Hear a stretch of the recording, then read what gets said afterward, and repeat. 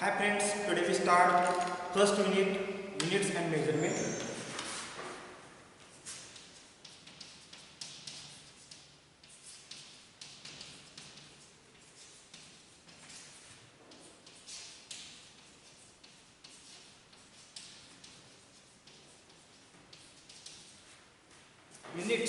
Units म्हणजे एकक आणि मेजरमेंट म्हणजे मोजमाप. तर आपल्याला या युनिटमध्ये युनिट्स अँड मेजरमेंट म्हणजे एकक आणि मोजमाप म्हणजे काय आपल्याला शिकायचं आहे. तर याचं ठोस आउटकम जे आहे, ठोस आउटकम यालाच आपण CO असं म्हणतो.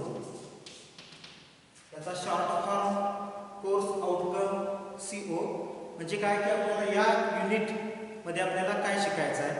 तर estimate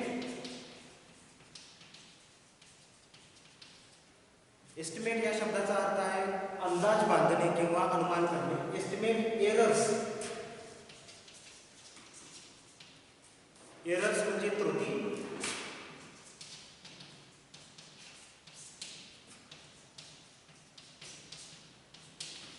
Estimate errors in measurements.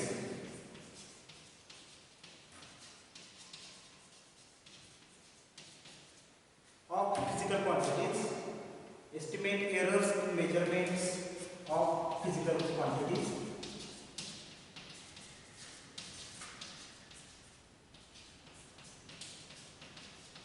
Physical quantities म्हणजे भौतिक राशी. तर आपल्याला या युनिटमध्ये काय शिकायचं आहे. तर अंदाज किंवा अनुमान कशामधला की ज्या काही मेजरमेंट म्हणजे ज्या काही मोजमापामध्ये ज्या काही त्रुटी असणार आहेत कशाच्या, तर भौतिक राशींच्या. तर आपल्याला काय करायचं आहे की त्या एस्टिमेट करायच्या आहेत. आणि हा या युनिटचा काय आहे तर कोर्स आउटकम आहे. तर सर्वप्रथम आपण फिजिक्स म्हणजे काय हे पाहिलं होतं. What is the physics? Physics is the branch of science which deals with the study of properties of matter, energies and their transformations in various forms. आणि म्हणजेच काय तर भौतिकशास्त्र ही एक विज्ञानाची शाखा आहे. आणि या शाखेमध्ये कशाचा अभ्यास केला जातो तर पदार्थाच्या ज्या काही अवस्था असतात त्यांचा या शाखेमध्ये अभ्यास केला जातो. आणि ऊर्जा आणि त्या ऊर्जेची वेगवेगळी एकामधून दुसऱ्या ऊर्जेमध्ये जे काही रूपांतर जे आहेत त्यालाच आपण ट्रान्सफॉर्मेशन्स ऑफ एनर्जी असं म्हणतो. तर त्यांचा अभ्यास आपल्याला या ठिकाणी करायचा असतो. Also physics is called as the measurement of science it is also called as the science of measurement. म्हणजेच काय तर या भौतिकशास्त्रामध्ये आपल्याला मोजमापाचं सुद्धा काय करायचं असतं की अभ्यास करायचा असतो. म्हणून भौतिकशास्त्र हे मोजमापाचं देखील एक शास्त्र आहे. आणि याच्यामध्ये आपल्याला पहिल्यांदा आपण मोजमाप करत असताना महत्त्वाचं म्हणजे काय आपल्या समोर येते तर युनिट, त्याला आपण एकक असं म्हणतो. आणि ही एकक जी आहे ही आपण दैनंदिन जीवनामध्ये वापरत असतो. फॉर एक्झाम्पल डिस्टन्स आपल्याला मोजायचं असेल किंवा अंतर जर समजा आपल्याला मोजायचं असेल तर आपण हे वेगवेगळी एकक जी आहेत ती वापरून आपण मोजू शकतो. किलोमीटर असेल, मीटर असेल, सेंटीमीटर असेल किंवा वस्तुमान त्यालाच आपण मास असं म्हणतो. मास जर समजा आपल्याला मेजर करायचं असेल, मास मोजायचं असेल तर आपण किलोग्रॅममध्ये, ग्रॅममध्ये किंवा मिलीग्रॅममध्ये अशी ही वेगवेगळी एकक ही आपण दैनंदिन जीवनामध्ये आपण वापरत असतो. तसंच लॅबोरेटरीजमध्ये किंवा हे भौतिकशास्त्र शिकत असताना आपल्याला त्या ज्या काही वेगवेगळ्या भौतिक राशी आपल्यासमोर येतात तर त्यांचे देखील आपल्याला काय करायचे असतात. हे मेजरमेंट्स जे आहेत हे मेजरमेंट्स आपल्याला करून त्यांची एकक जी आहेत ही एकक देखील आपल्याला वेगवेगळी एकक ही आपल्या सोयीनुसार ही वापरायची असतात. आता सोयीनुसार हा शब्द असा आपण या ठिकाणी विचारात का घ्यायचा आहे तर आपण ही एकक जी आहेत एकक ही भरपूर आहेत. त्या ठिकाणी आपण फॉर एक्झाम्पल डिस्टन्स किंवा अंतर मोजण्यासाठी ही वेगवेगळी एकक जी आहेत ती आपण वापरतो. तर काही वेळेला आपण सेंटीमीटर वापरतो, काही वेळेला आपण मीटर वापरतो, काही वेळेला आपण किलोमीटर वापरतो. तर आता आपल्याला सोयीनुसार आपण ही एकक का वापरायची आहेत असं मी का म्हणालो, तर पहिल्यांदा आपण विचारात घेऊया की अंतर या ठिकाणी डिस्टन्स किंवा अंतर जे आहे ते अगदी कमी असेल, डिस्टन्स किंवा अंतर हे अगदी कमी असेल तर आपण काय करणार आहोत, अंतर कमी असेल तर त्यासाठी आपण सेंटीमीटर हे जे युनिट आहे हे आपण वापरणार आहोत.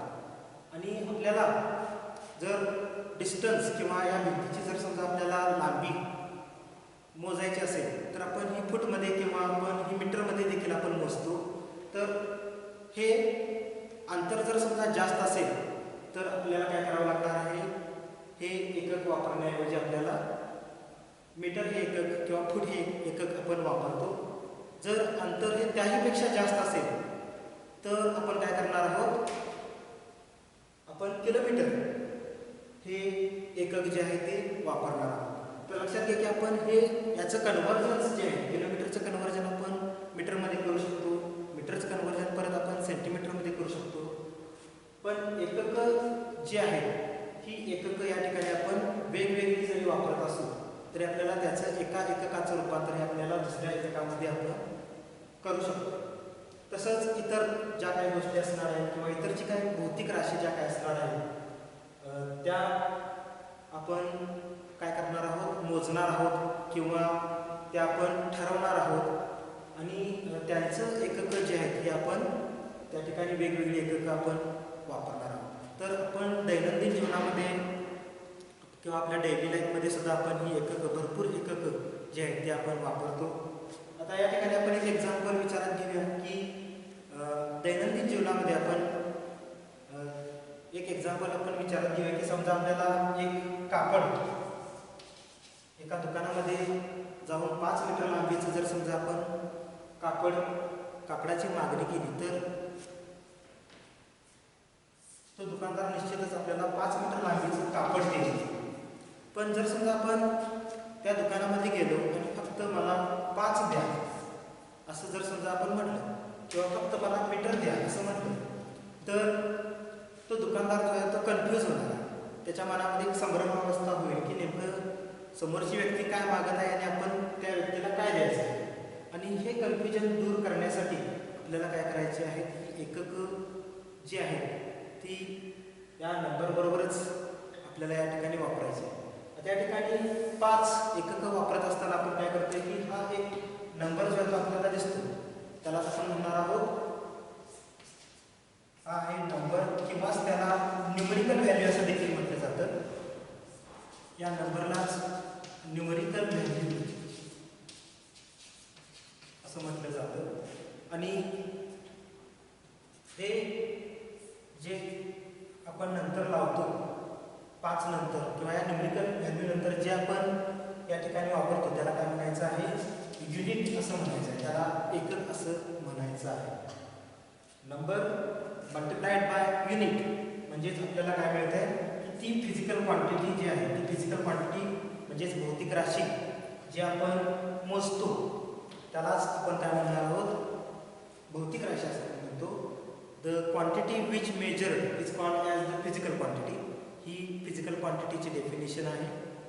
ज्या राशी आपण मोजतो किंवा ज्या भौतिक राशी आपण मोजतो त्यांनाच आपण काय म्हणणार आहोत, त्या क्वांटिटी किंवा त्या फिजिकल क्वांटिटी ज्या आहेत त्या ज्या आपण मोजू शकतो त्यांनाच आपण फिजिकल क्वांटिटीज असं आपण म्हणतो. आणि ज्या क्वांटिटीज आपण मोजू शकत नाही, ज्या क्वांटिटीज आपण काउंट करू शकत नाही किंवा आपण मोजू शकत नाही त्यालाच आपण काय म्हणणार आहोत, नॉन फिजिकल क्वांटिटी असं म्हणणार आहोत. तर नॉन फिजिकल क्वांटिटी म्हणजे काय, नॉन फिजिकल क्वांटिटीज जसं की ह्युमन फिलिंग्स असतील. ह्युमन फिलिंग्स म्हणजे काय, तर माउथ, ह्युमन फिलिंग्स जसं की आपण म्हणतो मानवी भावना, जेणेकरून राग असेल किंवा आनंद असेल किंवा यासारख्या ज्या काही मानवी फिलिंग्स ज्या आहेत त्या आपण काय करू शकत नाही, मोजू शकत नाही, म्हणून त्यांना नॉन फिजिकल क्वांटिटीज असं आपण म्हणतो. त्याच्या विरुद्ध या फिजिकल क्वांटिटी ज्या काय आहेत हे आपण वेगवेगळी एककं वापरून आपण मोजू शकतो. डायरेक्टली आपण मेजर करतो वेगवेगळी एककं वापरून, म्हणून त्यांनाच फिजिकल क्वांटिटीज असं म्हणायचं आहे. आणि या ठिकाणी जे एकक जे आहे हे एकक आपण कसं रिप्रेझेंट करतो किंवा ही फिजिकल क्वांटिटी आपल्याला कशी रिप्रेझेंट करायची असते, तर जो काही नंबर आहे तो आपण समजा n ने रिप्रेझेंट केला. Physical quantity is denoted by here letter p and number or numerical value is denoted by here capital N. This multiplied by unit. This multiplied by unit. जसं की आपण या ठिकाणी एक एक्झाम्पल विचारात घेतलेलं आहे की 5 मीटर. 5 मीटर हे काय झालं तर दोन्ही मिळून आपण काय केलेलं आहे, हे दोन्ही वापरून आपण फिजिकल क्वांटिटी ही मोजलेली आहे. आणि अशा पद्धतीनं आपण काय करतो की ही फिजिकल क्वांटिटीज या पद्धतीने आपण रिप्रेझेंट करतो. यापेक्षा आणखीन एक्झाम्पल्स आपण डेली लाईफमध्ये बघतो. जर कुठल्याही क्वांटिटी आपण मेजर करायची असेल, समजा आपल्याला दूध आणायचं असेल तर दूध आपण आणण्यासाठी काय करतो की लिटर हे काय वापरतो, युनिट वापरतो. लिटर हे एकक वापरतो. आणि त्याच्या अगोदर 1 लिटर किंवा हाफ लिटर किंवा 2 लिटर ही झाली न्यूमेरिकल व्हॅल्यू आणि हे झालं एकक. तर अशा पद्धतीनं कोणतेही भौतिक राशी आपण काय करू शकतो, मोजू शकतो. म्हणूनच त्यांना आपण फिजिकल क्वांटिटीज असं म्हणतो. P is equal to n multiplied by u. आता या ठिकाणी आपण विचारात घेऊया की त्याच्यामध्ये काय रिलेशन असणार की जर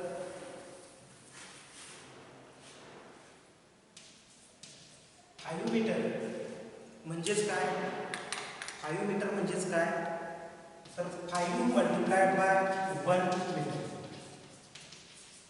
म्हणजे जे एकक जे आहे हे एकक जे आपण वापरणार आहोत या ठिकाणी एक काय झालं, एक मीटर किंवा 1 मीटर जे आहे ते काय झालेलं आहे, एक स्टँडर्ड आहे. आणि this standard multiplied by 5, this standard multiplied by 5 म्हणजेच काय 5 मीटर. 5 मल्टिप्लाइड बाय 1 मीटर म्हणजेच 5 मीटर. आणि हे एका स्टँडर्डनं आपण काय करतोय की एका न्यूमेरिकल व्हॅल्यूला आपण काय करतोय मल्टिप्लाय करतोय, त्यावेळी आपल्याला ती फिजिकल क्वांटिटी मिळते. आता हेच किंवा 5 मीटरचं कन्व्हर्जन आपण कसं करू शकतो, याचं कन्व्हर्जन आपण देखील 500 सेंटीमीटर असं देखील आपण करू शकतो. 5 metre is equal to 500 centimetre. म्हणजे काय झालेलं आहे या ठिकाणी आपल्याला माहिती आहे की 1 metre is equal to 1 metre म्हणजेच किती 100 सेंटीमीटर असेल.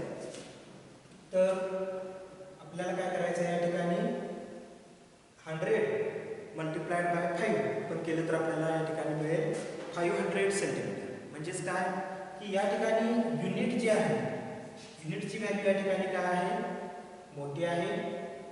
युनिटची व्हॅल्यू या ठिकाणी जास्त आहे आणि या ठिकाणी युनिटची व्हॅल्यू जी आहे ती काय आहे, कमी आहे. तसंच जर समजा आपण या ठिकाणी बघितलं न्यूमेरिकल व्हॅल्यूमध्ये काय फरक आहे, न्यूमेरिकल व्हॅल्यू या ठिकाणी कमी आहे आणि या ठिकाणी न्यूमेरिकल व्हॅल्यू जी आहे ती वाढलेली आहे. म्हणजे या ठिकाणी दोन जे काही प्रोडक्ट आहेत किंवा जे काही दोन न्यूमेरिकल व्हॅल्यू आणि युनिट या दोन्हींचा गुणाकार या ठिकाणी काय असणार आहे, कॉन्स्टंट असतो. म्हणून फिजिकल क्वांटिटी जी आहे, फिजिकल क्वांटिटी जी आहे ती आपण काय करतो किंवा ती त्या ठिकाणी आहे तशीच असते, पण त्याची युनिट जे आहे, युनिट आणि न्यूमेरिकल व्हॅल्यू ही यांच्यामध्ये इनव्हर्स रिलेशन असल्यामुळे ते काय होतात, चेंज होतात. आता या ठिकाणी आपण बघितलं की दोन्हीचा प्रोडक्ट जो आहे तो काय असणार आहे, कॉन्स्टंट असणार आहे. या ठिकाणी न्यूमेरिकल व्हॅल्यू फिजिकल क्वांटिटी आहे तेवढीच आहे, फक्त काय झालेलं आहे 5 मीटर या ठिकाणी न्यूमेरिकल व्हॅल्यू जी आहे म्हणजेच नंबर जो आहे तो कमी आहे. आणि एकक जे आहे, एकक आपण एक जास्त प्रमाणामध्ये आपण जी क्वांटिटी मोजणार आहोत त्याच्यासाठी जे काही एकक वापरणार आहोत मीटर, ते आपण या ठिकाणी यूज केलेलं आहे, ते सेंटीमीटरपेक्षा जास्त आहे.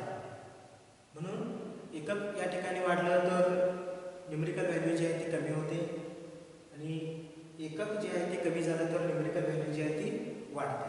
आणि म्हणूनच आपण याच्यावरून असं सांगू शकतो की याच्यामध्ये काय रिलेशन आहे. The number or the numerical value is inversely proportional to the unit. Number or numerical value is inversely proportional to unit. As inversely proportional म्हणजे काय, तर यांच्यामध्ये व्यस्त प्रमाण आहे. Number is inversely proportional to unit म्हणजे काय, या ठिकाणी बघा युनिटची व्हॅल्यू वाढली तर नंबर जो आहे तो काय होतो, कमी होतो.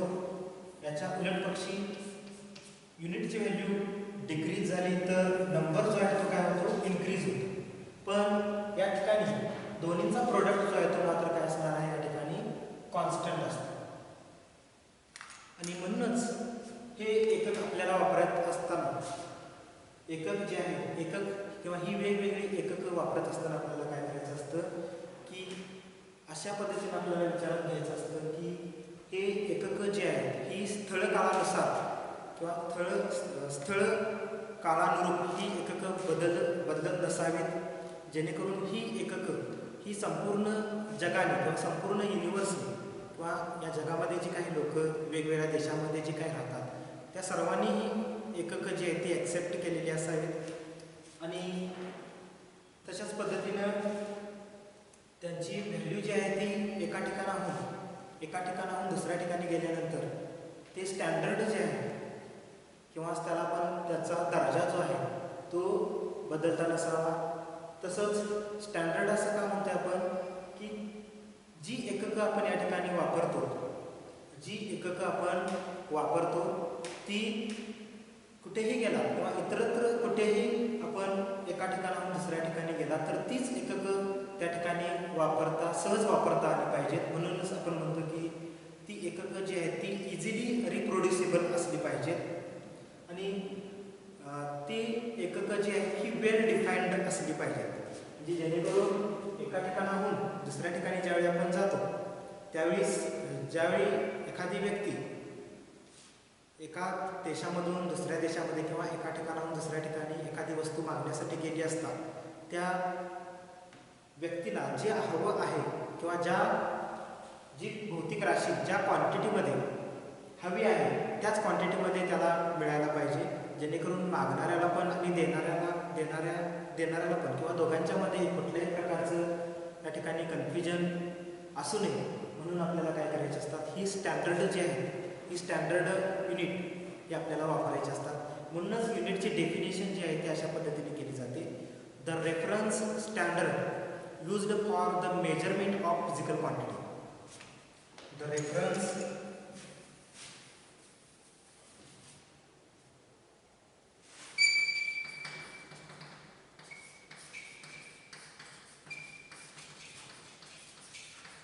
म्हणजे काय तर संदर्भ. The reference standard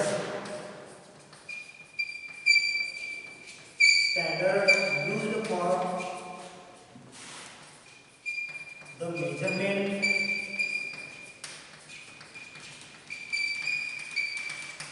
of physical quantity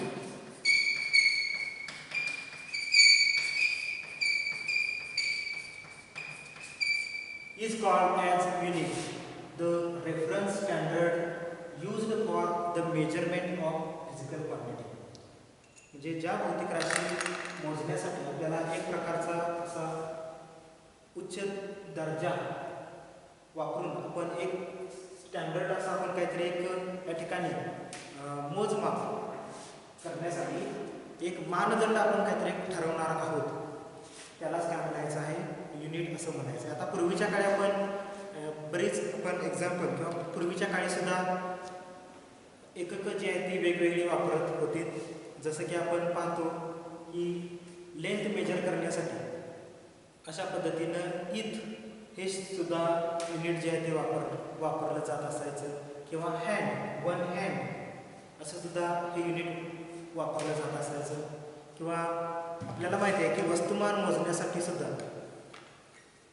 मोजण्यासाठी सुद्धा आपल्या घरी आपण अजूनसुद्धा काही ठिकाणी मापटं वापरतो किंवा कुळवं वापरतो.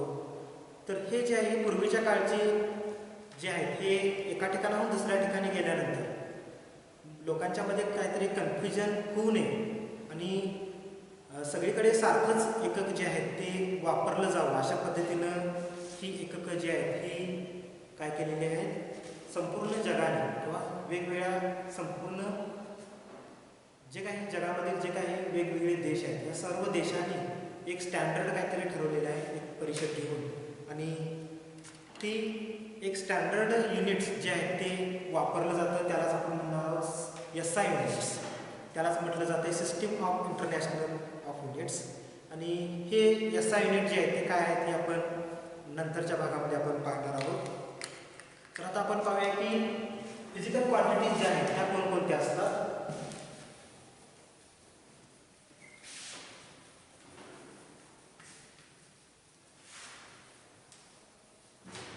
फिजिकल क्वांटिटीज ह्या कोणकोणत्या असतात.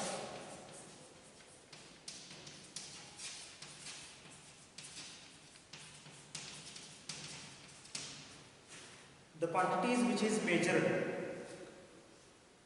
the quantities which is measured, ज्या राशी या मोजल्या जातात त्यालाच फिजिकल क्वांटिटीज असं म्हटले जाते. So there are generally two types of physical quantities. One is the fundamental quantities, another is the derived quantities, and third one is the supplementary quantities. त्यामध्ये पहिली जी फंडामेंटल पहिली जी फिजिकल क्वांटिटी आहे त्याला म्हणायचं आहे फंडामेंटल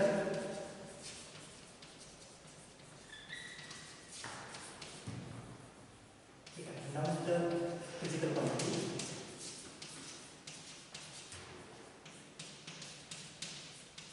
त्याला आपण म्हणतो मूलभूत भौतिक राशी.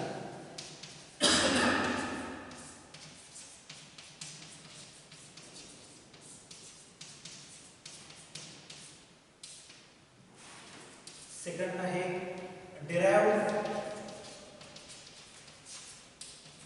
Physical quantities.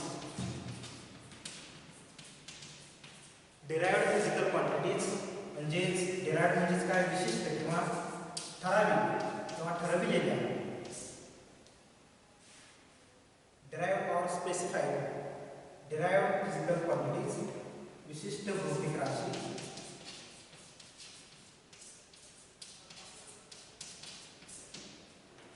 आणि तिसरी जी आहे ती आहे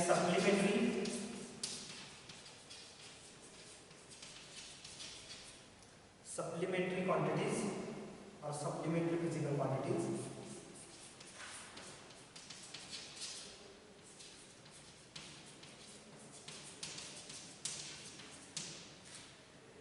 आणि सप्लिमेंटरी या शब्दाचा अर्थ आहे पुरविलेला. सप्लिमेंटरी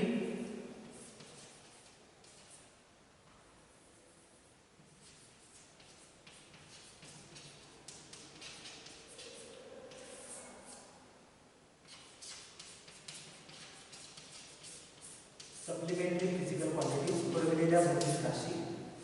आता फंडामेंटल फिजिकल क्वांटिटी म्हणजे काय तर ज्या भौतिक राशी त्यांचं मोजमाप करत असताना इतर कोणत्याही भौतिक राशीवरती अवलंबून असत नाहीत त्यांना आपण फंडामेंटल म्हणजेच मूलभूत भौतिक राशी असं आपण म्हणतो. फॉर एक्झाम्पल या ठिकाणी आपण विचारात घेऊया की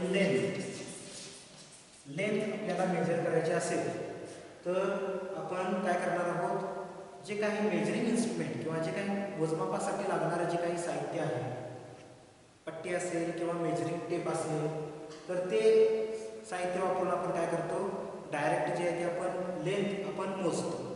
आणि लांबी ज्यावेळी आपण मोजत असतो त्यावेळी इतर दुसऱ्या कुठल्याही भौतिक राशीचा आपण विचार करत नाही किंवा ही भौतिक राशी जी आहे लांबी इतर दुसऱ्या कोणत्याही राशीवरती अवलंबून असत नाही. म्हणून याला म्हणायचं आहे फंडामेंटल फिजिकल क्वांटिटीज. आता याच्यामध्ये आणखीन टोटल 7 फंडामेंटल फिजिकल क्वांटिटीज आहेत.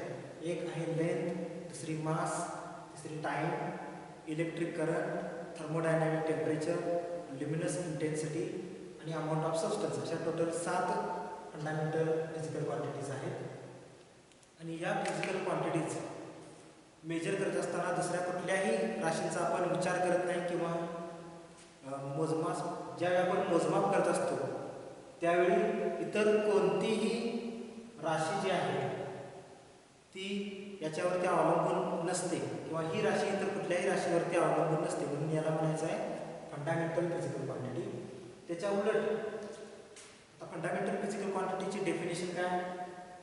Fundamental physical quantity, the physical quantity which does not depends upon any other physical quantities for their measurements is called as fundamental physical quantity.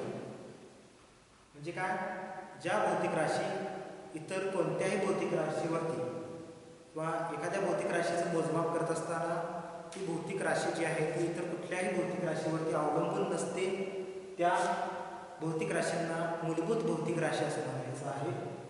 Derived physical quantities म्हणजे काय की एक भौतिक राशी आपल्याला major करायची असेल तर दुसऱ्या भौतिक राशीचा आपल्याला आधार घ्यावा लागतो किंवा ही भौतिक राशी जी आहे ती दुसऱ्या कुठल्या तरी भौतिक राशीवरती अवलंबून असते, म्हणून याला म्हणायचं आहे derived physical quantities. The physical quantities which depends upon any other physical quantities for their measurements is called as the derived physical quantities. ज्या राशी इतर कुठल्याही भौतिक राशीवरती अवलंबून असतात मोजमापासाठी त्या राशींना म्हणायचं आहे विशिष्ट भौतिक राशी किंवा ठरवलेल्या भौतिक राशी सुद्धा म्हटलं तरी चालेल. आणि सप्लिमेंटरी क्वांटिटी म्हणजे काय की हा एक प्रकार जो आहे तर या काही अशा भौतिक राशी ज्या आहेत की या दोन्ही या गटामध्ये बसत नाहीत, अशा दोन राशी आहेत. एक म्हणजे प्लेन अँगल आणि दुसरा म्हणजे सॉलिड अँगल, ते आपण नंतर पाहणार आहोत. तर ज्या राशी या फंडामेंटल सुद्धा नसतात आणि डेराइव्ड सुद्धा नसतात, म्हणजे ज्या राशी मूलभूत भौतिक राशी सुद्धा नसतात आणि विशिष्ट भौतिक राशी सुद्धा नसतात, त्यांना सप्लिमेंटरी फिजिकल क्वांटिटी म्हणजे त्यांना पुरवलेल्या भौतिक राशी असं म्हणायचं आहे. तर आपण या फंडामेंटल फिजिकल क्वांटिटी ज्या आहेत या 7 कुठल्या कुठल्या आहेत ते आपण पाहूया.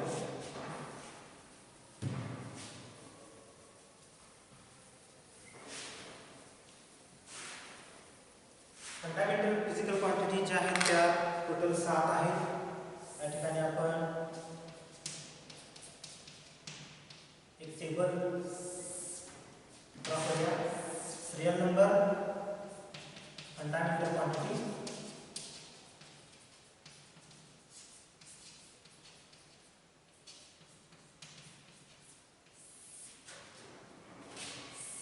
आणि त्याचं SI युनिट,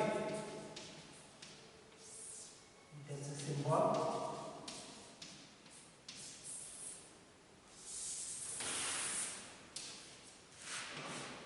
पहिली फंडामेंटल क्वांटिटी आहे लेंथ म्हणजे लांबी, लेंथ लांबी, त्याचं SI युनिट जे आहे ते आहे metre. SI unit is metre आणि त्याचा सिम्बॉल जो आहे तो m. त्यानंतर नंबर 2 दुसरी फंडामेंटल क्वांटिटी आहे मास. त्याचं युनिट आहे SI युनिट आहे kilogram.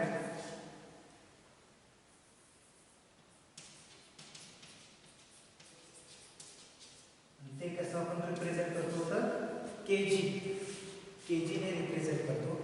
Number 3 time.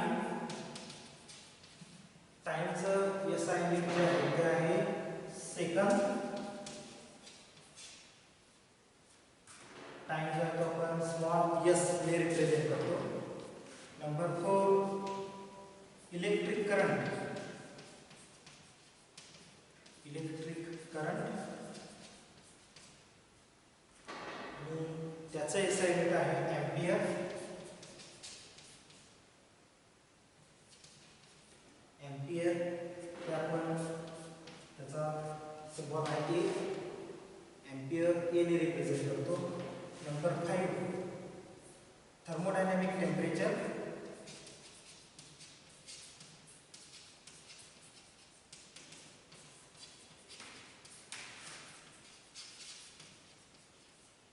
Thermodynamic temperature म्हणजे तापमान. तर तापमान आपण केल्विनमध्ये आपण मोजतो किंवा टेम्परेचरचं एसआय युनिट आहे केल्विन आणि ते के ने रिप्रेझेंट करायचं आहे. Number 6 luminous intensity.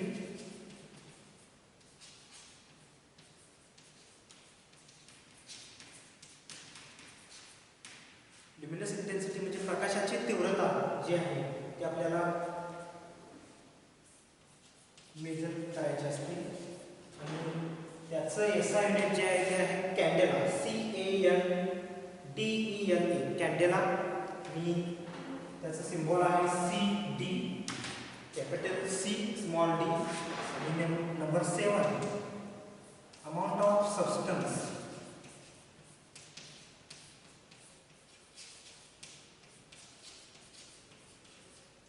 Amount of substance म्हणजे पदार्थाची मात्रा जी आहे ती मोलमध्ये दिली जाते एसआय युनिटमध्ये.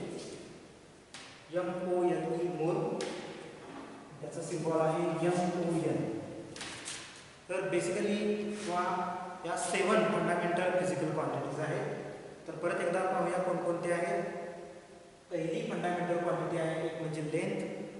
त्याचं एसआय युनिट आहे मीटर, सिम्बॉल आहे स्मॉल m. दुसरी फंडामेंटल फिजिकल क्वांटिटी आहे mass, SI unit kilogram, symbol आहे kg. तिसरी फंडामेंटल क्वांटिटी आहे time, SI unit second, symbol small s. Electric current, SI unit ampere, capital A. Thermodynamic temperature kelvin, capital K. Luminous intensity candela, capital C small d CD. Number 7 amount of substance mole, MOLE मोल आणि symbol आहे त्याचा MOL. तर या 7 fundamental physical quantities आहेत. तर आता आपण पाहूया की डेराइव्ड क्वांटिटीज. आणि महत्त्वाचं म्हणजे काय की फंडामेंटल फिजिकल क्वांटिटीज त्यालाच आपण काय म्हणतो मूलभूत भौतिक राशी असं आपण म्हणतो. आणि यांच्यासाठी जी एककं जी आपण वापरतो, या मूलभूत राशींसाठी जी एककं आपण वापरतो त्यांना काय म्हणायचं आहे फंडामेंटल फिजिकल युनिट्स किंवा त्याला आपण फंडामेंटल युनिट्स असं म्हणतो.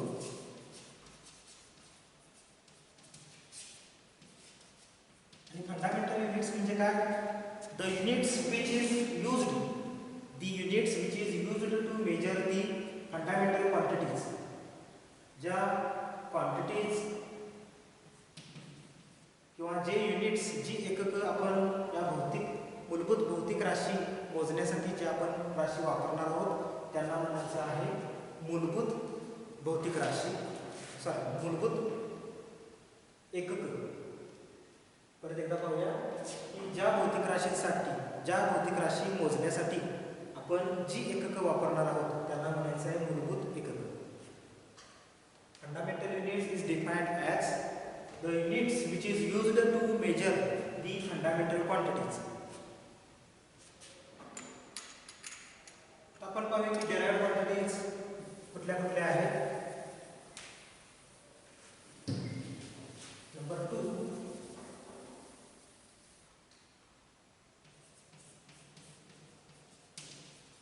derived physical quantities.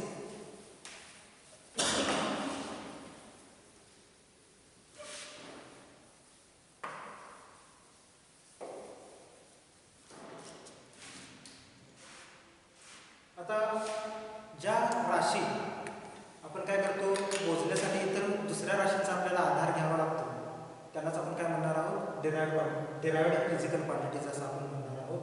For example काही विचारायचं एक्झाम्पल एरिया समजा आपल्याला मेजर करायचा आहे तर एरिया आपण डायरेक्टली मोजू शकत नाही. समजा एक स्क्वेअर आहे आणि स्क्वेअरचा एरिया जर समजा आपल्याला मोजायचा आहे तर आपण काय करणार आहोत तर त्याचा फॉर्म्युला जो आहे तो फॉर्म्युला कोणता लेंथ मल्टिप्लाइड बाय ब्रेड्थ. आणि स्क्वेअरची लेंथ आणि ब्रेड्थ दोन्ही सुद्धा इक्वल असणार आहे आणि दोन्ही जर समजा आपण कॅपिटल L ने या ठिकाणी दाखवली तर आपल्याला एरियाचा फॉर्म्युला काय मिळेल लेंथ मल्टिप्लाइड बाय ब्रेड्थ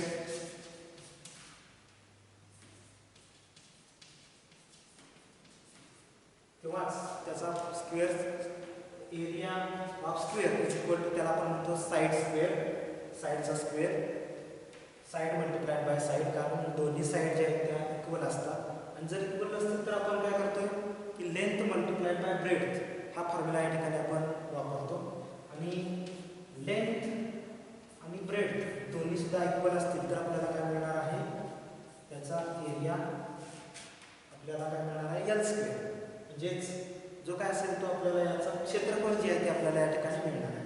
पण हे क्षेत्रफळ आपण विशिष्ट साधनांच्या सहाय्याने आपण डायरेक्टली मोजू शकतो का, तर नाही. आपल्याला काय करावं लागतं, क्षेत्रफळ जर समजा आपल्याला मोजायचं असेल तर आपल्याला काय करावं लागणार आहे, एक लांबी विचारात घ्यावी लागेल किंवा लांबी पहिल्यांदा मोजावी लागेल. लांबी जी आहे ती फंडामेंटल फिजिकल क्वांटिटी आहे, ती आपण वन टाइम या ठिकाणी घेतली. परत दुसरी बाजू आपल्याला या ठिकाणी मोजावी लागेल, ती परत आपल्याला या ठिकाणी मिळाली एल मिळाली. म्हणजे ह्या दोन्ही सुद्धा फंडामेंटल क्वांटिटी आणि त्यांचा गुणाकार जो आहे तो घेतला तर आपल्याला काय मिळणार आहे, एरिया मिळणार आहे. म्हणजे एरिया जो आहे तो आपण मोजू शकत नाही. आपण लांबी मोजू शकतो पण एरिया मोजू शकत नाही. तर एरिया आपण काय करू शकतो, एरिया आपण कॅल्क्युलेट करू शकतो. आणि कॅल्क्युलेट म्हणजेच काय की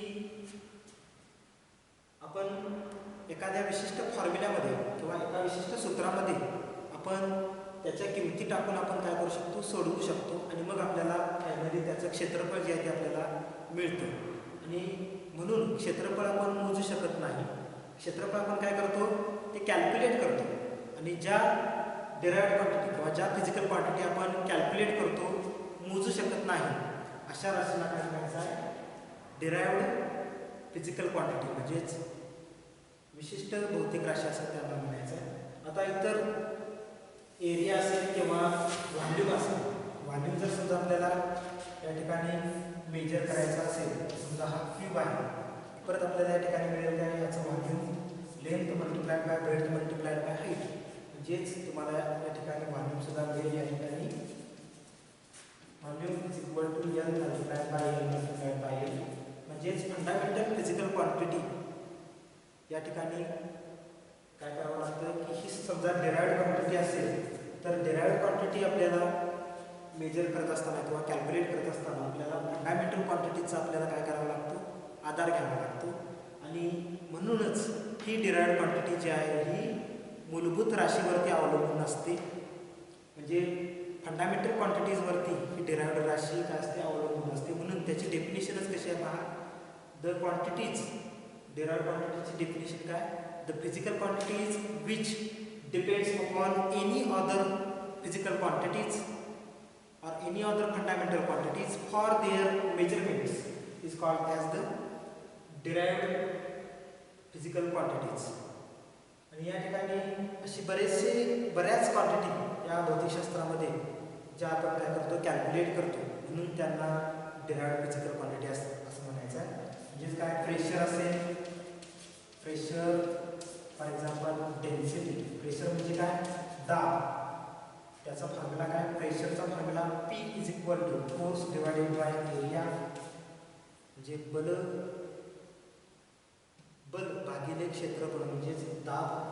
डेन्सिटी म्हणजे काय, तर घनता, वस्तुमान भागिले आकारमान, mass divided by volume, mass divided by volume is called as the density. तर यासारखे बरेचशा ज्या काही क्वांटिटी ज्या आहेत त्या आपण डायरेक्टली मोजू शकत नाही, पण आपण काय करू शकतो, कॅल्क्युलेट करू शकतो. म्हणून त्यांना आपण म्हणणार आहोत डिराइव्ड फिजिकल क्वांटिटीज. आता आपण पाहूया की सप्लिमेंटरी फिजिकल क्वांटिटीज. आणखी महत्त्वाचं म्हणजे काय की या फिजिकल क्वांटिटीज मोजण्यासाठी जे आपण एकक वापरतो त्याला काय म्हणायचं आहे, डिराइव्ड फिजिकल युनिट्स किंवा डिराइव्ड युनिट्स असं म्हणायचं आहे. The units which is used for the measurement of derived quantities is called as derived units. आता derived units जे आहेत, आता आपण क्षेत्रफळ बघितले, derived units जे आहेत फॉर एरिया, एरियासाठी आपण काय युनिट वापरतो, एरियासाठी आपण मीटर स्क्वेअर किंवा सेंटीमीटर स्क्वेअर अशी ही जी आहे एकक जी आहे ती आपण वापरतो. त्याच्यानंतर व्हॉल्यूमसाठी आपण मीटर क्यूब, सेंटीमीटर क्यूब अशी एकक आपण वापरतो. त्याच्यानंतर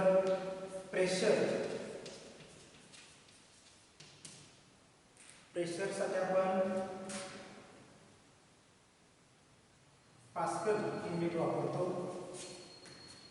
किंवा न्यूटन पर मीटर स्क्वेअर, त्यालाच आपण पास्कल असं आपण म्हणतो.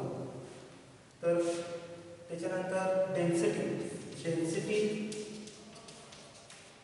पास्कलसाठी आपण न्यूटन पर मीटर स्क्वेअर म्हणजेच काय पास्कल, हे झालं प्रेशरचं युनिट. डेन्सिटी म्हणजेच घनता, मास डिवायडेड बाय व्हॉल्यूम. आणि त्याच्यासाठी मास जर समजा आपण किलोग्रॅममध्ये मोजत असू तर व्हॉल्यूम जे आहे ते आपण त्यावेळी काय करतो मीटर क्यूबमध्ये आपण वापरतो किंवा घेतो.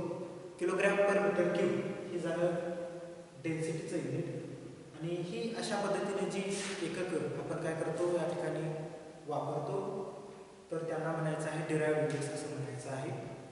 आता सप्लिमेंटरी फिजिकल क्वांटिटीज ज्या आहेत, ज्या क्वांटिटीज किंवा ज्या राशी ज्या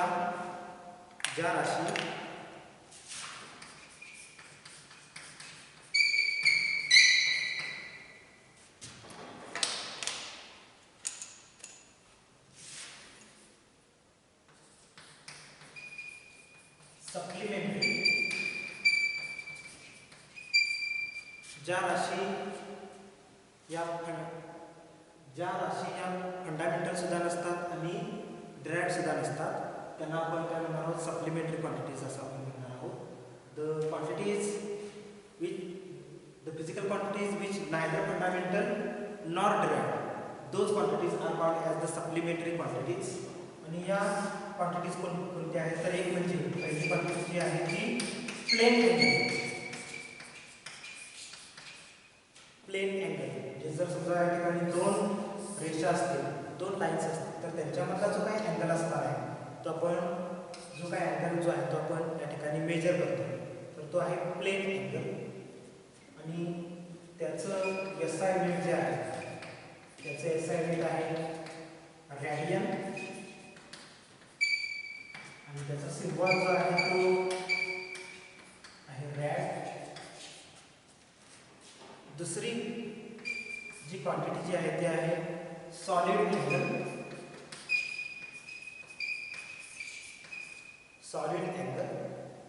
म्हणजे एक समजा या ठिकाणी स्फिअर असेल आणि त्या स्फिअरच्या आतमध्ये जर समजा आपल्याला काय करायचं आहे दोन रेषांच्या मधला जो काही कोन आपल्याला मोजायचा असेल तर आपल्याला या ठिकाणी काय मिळतो एक शंकू किंवा एक कोन मिळतो. आणि तो कसा असणार आहे तो प्लेन नसून तो कसा असणार आहे तीन ॲक्सिसवरती म्हणजे एक्स वाय झेड या तिन्ही ॲक्सिसवरती आपण किंवा तीन ॲक्सिसने आपण काय करतो तो दाखवतो. आणि अशा पद्धतीनं जो अँगल आपल्याला या ठिकाणी मिळतो त्याला म्हणायचं आहे सॉलिड अँगल.